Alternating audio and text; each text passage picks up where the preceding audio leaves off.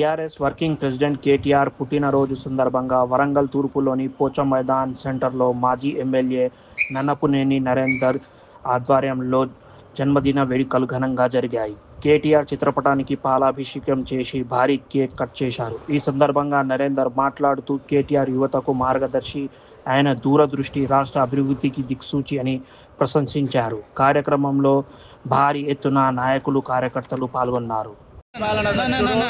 మాజీ మంత్రివర్యులు, ప్రస్తుత శాసనసభ్యులు, అదేవిధంగా BRS party working president, youth icon, Telangana talks పేరర్ మా అన్న కేటీ రామారావు గారి జన్మదిన సందర్భంగా వరంగల్ తూర్పు నియోజకవర్గంలో ఈరోజు అంగరంగ వైభవంగా ఊహ తెలిసిన ప్రతి ఒక్కరు కూడా ఈరోజు వారికి విషెస్ చెప్తూ, బ్లెస్సింగ్స్ చెప్తూ బీఆర్ఎస్ కార్యకర్తలు, మహిళలు, నాయకులు, ప్రజాప్రతినిధులు అందరూ కూడా ఈరోజు పోచం మైదాన్ చౌరస్తాలో అంగరంగ వైభవంగా వారి జన్మదిన శుభాకాంక్షలు చెప్పుకుంటూ సెలబ్రేషన్స్ చేయడం జరిగింది.